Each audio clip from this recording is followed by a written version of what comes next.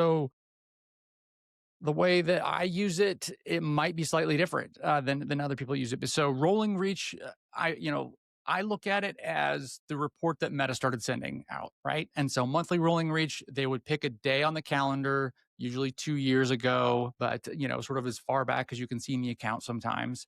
And then each month, what you're doing is you're saying, to take the super simple example, month one we reached 1,000 people. Great. Month two, if we look at month two in isolation, we reach 1,000 people, it says. But when we look at month one and month two in the selector, now Meta is going to deduplicate that and say, well, yeah, you might have reached 1,000 people in this month and 1,000, but 50% of those were the same people. There's this crossover. And so let's say when you combine them and you have them both selected, instead of seeing 2,000, you see 1,500, right? So that would mean that 50% of your audience you had reached in previous months. And so, and 50% was, people you hadn't reached. And this is extended outward. So let's say that you're on month 12 now. You would look at, what did we do last month? What did it say our reach was? And then what did we do the last 12 months, right? And then you take the difference between those and you can see what your actual net new reach was, or the new people that you reached with that spend. And so it's sort of a variation. It's a different, look at frequency as well. That's a part of it, right? And you can calculate it by using frequency. But so that's what I'm talking about when I'm saying like rolling reach. I'm usually saying it's an expanding window. So one peculiar thing about that report is that if you're looking at, uh, month one, or let's just say month six, you're looking at month six, the definition of who you've reached previously is different than if you're looking at month 12 in that report, right? They each have a different length. And so conceptually, it's pretty easy. It's like, have we ever reached them before? Yes or no, right? So that's not rough, but it is a little bit different if you're trying to compare months to each other, because you're not comparing apples to apples. And so to sort of make a distinction, I'm calling this other report the net new reach report. They're both net new reach, but just so that I can distinguish one from the other. So this other report that I like to use that we can talk about as well has, a sliding window where each month in the report looks back by some, look back window. Let's say 180 days, 6 months.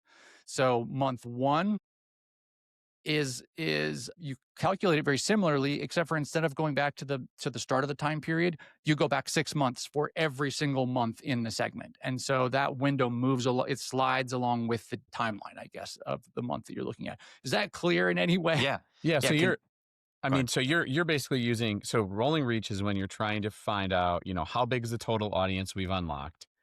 Are we expanding our footprint over time? How far into the market are we? Shows the total audience penetration, right? Do you think, is that a good way to summarize monthly rolling reach? And then using net new reach is, are we still reaching the same, new people this month, or are we still reaching new people this month? Let me say it more clearly. Is creative still unlocking new audiences? Because the window stays, the same length, right? It can go up or down. It's sensitive to creative fatigue and tells when you've stopped expanding kind of too. Is that net new reach? Do you think a good way to describe that?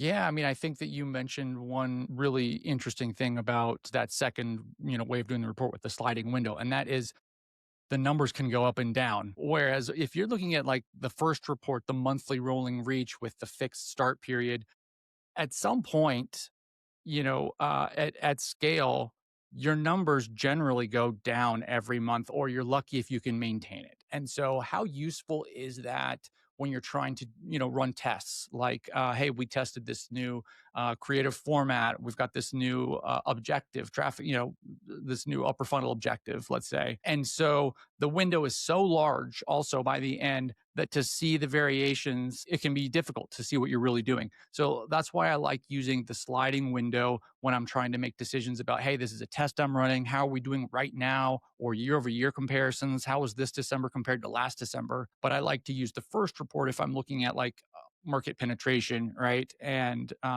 saturation. So I find myself in the second report on like a weekly basis. I check it really regularly and I use it for, like you said, for making decisions about, is my creative reaching new audiences or not? Where it can be maybe hard to see that with the first report. just for I'm going to say this back to you to make sure I'm following. Yeah. In the example that you gave, you've reached 1,500 people, and in month one you've got 1,000 people, and in month two you've got 1,000 people. So your rolling reach is 1,500 because there was a 50% overlap in month two. Your net new reach was the additional 500 people that you reached. And so if you were going to calculate, I know there's some other metrics that pop up from time to time, which is like the incremental cost per net new reach or cost per reach.